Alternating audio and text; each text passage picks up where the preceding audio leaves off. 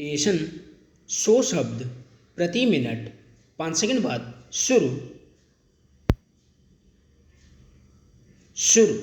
वित्त वर्ष 2022-23 का बजट आने के बाद यह सवाल खड़ा हो गया है कि आभासी मुद्रा को लेकर बजट में भ्रम दूर किए गए हैं या बढ़ाए गए हैं।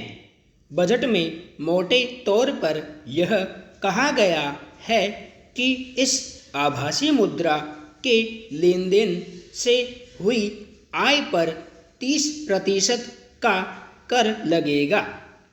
इस घोषणा के बाद इसे लेकर कुछ निवेशक आश्वस्त हो गए हैं कि अब तो यह पूरे तौर पर कानूनी होने जा रही है। आभासी मुद्रा में निवेशक बढ़ रहे हैं, ऐसे समाचार भी बजट के बाद आए, लेकिन वास्तविक स्थिति एकदम अलग है। आभासी मुद्रा अभी कोई वास्तविक मुद्रा है ही नहीं। मुद्रा होने का मतलब है कि उसे स्वीकार करने की अनिवार्यता हो, यानी जिसे वह दी जाए वह उसे स्वीकार करने के लिए कानूनी तौर पर बाध्य हो। भारत में अगर कोई किसी को 500 रुपये देता है तो वह उसे स्वीकार करने से इनकार नहीं कर सकता। यह कानूनी बाध्यता है और यही भारतीय रुपये को कानूनी मुद्रा बनाती है।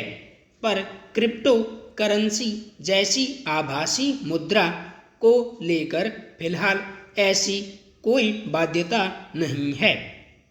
क्रिप्टो करेंसी के साथ करेंसी शब्द कुछ ऐसे जुड़ गया है जैसे ब्राउन शुगर के साथ शुगर, पर ब्राउन शुगर को शुगर यानी चीनी का दर्जा तो नहीं दिया जा सकता। आभासी मुद्रा का हाल भी यही है कि इसके नाम में करेंसी है, बाकी वास्तविक मुद्रा का इससे कोई लेना देना नहीं है। इस आभासी मुद्रा के लेन देन से हुई आय को कर योग्य बना दिया गया है। सरकार फिलहाल यह कहना चाहती है कि क्रिप्टो करेंसी है क्या हमें नहीं पता, हम तय भी नहीं कर पा रहे हैं अभी, पर इसके लेन देन से जो आय हो रही है उसे कर के दायरे लाना हमारे हित में है, तो हम इसे कर योग्य बना रहे हैं और यह कर 30% की दर पर लगाया गया है। आयकर की उच्चतम दर है 30%। इसी दर पर इस आभासी मुद्रा से हुई आय पर कर लगेगा। निश्चय ही आयकर की दर यह उच्चतम दर है, पर सवाल यह है कि आभासी मुद्रा पर उच्चतम दर से कर लगाना उचित है या नहीं है। करों को लगाने का औचित्य कुछ आधारों पर तय किया जाता है, पर आभासी मुद्रा को लेकर कई सवाल हैं, जैसे क्या इसमें निवेश उत्पादक गतिविधि है, क्या इससे अर्थव्यवस्था में उत्पादकता बढ़ती है, क्या इससे नए उद्यमों को पूंजी मिलती है, क्या इससे व्यापक तौर पर गुणवत्ता वाला रोजगार मिलता है आदि। आभासी मुद्रा से किसी उद्यम को नई पूंजी नहीं मिलती। शेयर बाजारों का एक योगदान होता है कि नए कारोबार को पूंजी मिलती है, पुराने कारोबार को विस्तार के लिए पूंजी मिलती है, नए शेयरों को जारी करके नए कारोबारों को पूंजी उठाने में मदद मिलती है, जबकि आभासी मुद्रा बाजार से ऐसी कोई नई पूंजी किसी कारोबार को नहीं मिलती। यानी नई पूंजी तैयार करने में आभासी मुद्रा का कोई योगदान नहीं है। आभासी मुद्रा मूलतः जुए की किस्म का लेन देन है जिसका कोई ठोस और कानूनी आधार नहीं है। शेयरों के भाव ऊपर जाते हैं, नीचे जाते हैं क्योंकि उनकी कंपनियों से जुड़ी आय संपत्तियों में उतार चढ़ाव होता है, पर आभासी मुद्रा से जुड़ा ऐसा कोई कारक नहीं है। क्रिप्टो करेंसी यानी आभासी मुद्रा है क्या? दरअसल यह भी साफ नहीं है। शेयर के पीछे एक कंपनी होती है, अच्छी या बुरी जैसी भी हो, पर आभासी मुद्रा के पीछे कौन है यह किसी को साफ तौर पर नहीं पता। यह बड़ा भ्रम है। सट्टेबाजी कई आधारहीन बातों पर चलती है, जैसे IPL के मैचों में सट्टा इस बात पर लगता है कि मैदान में फला खिलाड़ी जब आएगा तो पहले उसका दाहिना पैर आएगा या बायां पैर आएगा। इसमें लाखों को वारे न्यारे हो जाते हैं, पर यह नहीं कहा जा सकता है कि यह सब खेल का हिस्सा है। आभासी मुद्रा अगर अर्थव्यवस्था में उत्पादकता नहीं बढ़ा रही है तो इस पर 30% का कर लगाना गलत नहीं ठहराया जा सकता।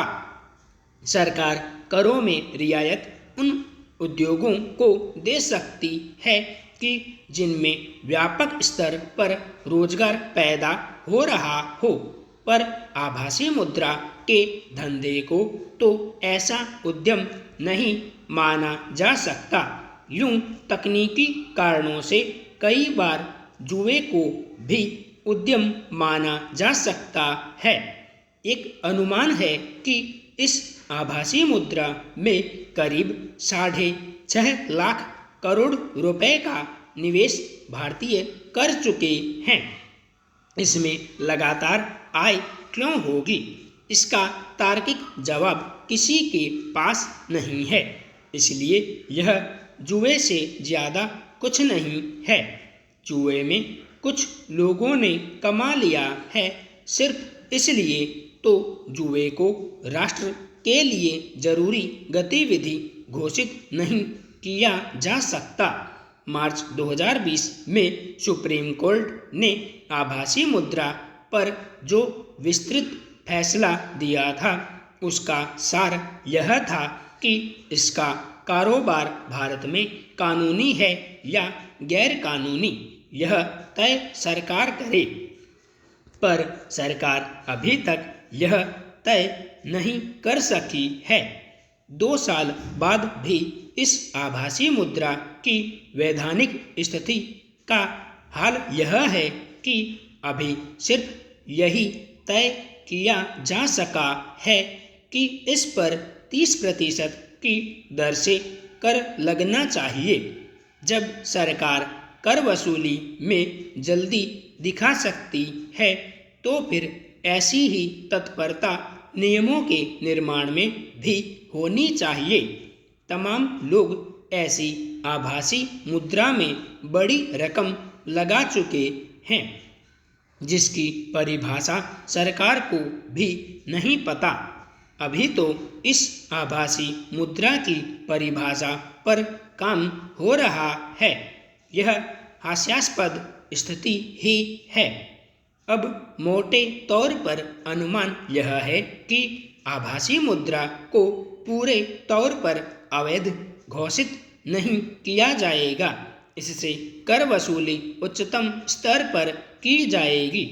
तो अब यह सवाल उठ खड़ा होगा कि क्या फिर इसमें पैसा लगाना आम निवेशक और छोटे निवेशक के लिए सुरक्षित है? इस सवाल का जवाब वही है जो शेयरों के निवेश के संबंध में दिया जाता है कि जोखिम बहुत है। जोखिम समझकर काम करना जरूरी है। छोटा निवेशक मर गया छोटा निवेशक अगर लालची हो जाएगा तो उसका मरना तय है। आम निवेशक सिर्फ लालची नहीं, अज्ञानी भी होता है। शेयर बाजार में भी लोग डूबते हैं, फिर बताते हैं कि उन्हें कोई बता गया था कि 2 महीने में लगाई गई रकम 2 गुनी हो जाती है। तर्क यह नहीं बताता उन्हें कि अगर कहीं 2 महीनों में रकम 2 गुनी हो सकती है तो 2 महीनों में 0 भी हो सकती है। संपूर्ण विराम।